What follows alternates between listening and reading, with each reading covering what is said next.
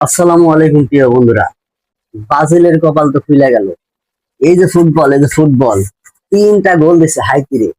ওরে সর্বনাশ, 3টা গোল দিয়ে দেখি আমাদের দিকে মিছিল হচ্ছে। হাইতি এখন আর্জেন্টিনার সমর্থন যারা তারা বলতেছে যে হাইতিতে এরা 80 নাম্বার র্যাঙ্কিং, ওই দলে 3টা গোল দিয়ে মিছিল করতেছে।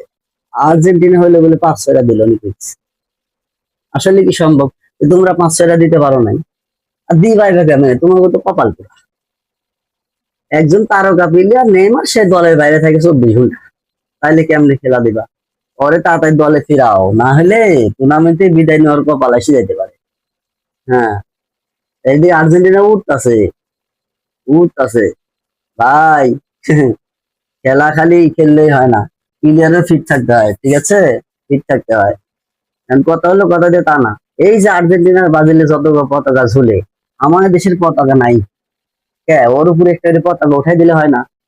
তাও তো মনে বুঝ দিতে পারতাম যে যাই, প্রত্যেকটা বাড়ির একটা করে পতাকা চলছে, শান্তি পাইতাম ভাই। এই দয়া কইরা ব্রাজিল আর্জেন্টিনার পতাকার উপর একটা ছোট করে পতাকা দিয়ে নিজের দেশকে সম্মান করেন। বিশ্ব দেখুক না। আর্জেন্টিনা ব্রাজিল তো জানে আমার দেশে তোমাদের আমার ওদের ভক্ত বেশি। ওর সাথে আমাদের বাংলাদেশের পতাকা ডাকছি না তোমরা, তাহলে কত ভালো হয় না? এটা আসলে করা উচিত। এটা করা উচিত, নিজের দেশকে সম্মান করা উচিত তো ভাই। হ্যাঁ, ভালো কথা, সম্মান করা উচিত। আর সবাই ফুটবল খেলবো বেশি বেশি করে, ভালো করে শিখি, যাতে আমরা ভবিষ্যতে বিশ্বকাপ খেলতে পারি। এই ব্যবস্থা করতে হবে। হ্যাঁ, খালি খেললেই টাকা নিলেই হবে না, খেলার মতো খেলা লাগবে, তাহলেই কিন্তু আমরা চান্স পাবো।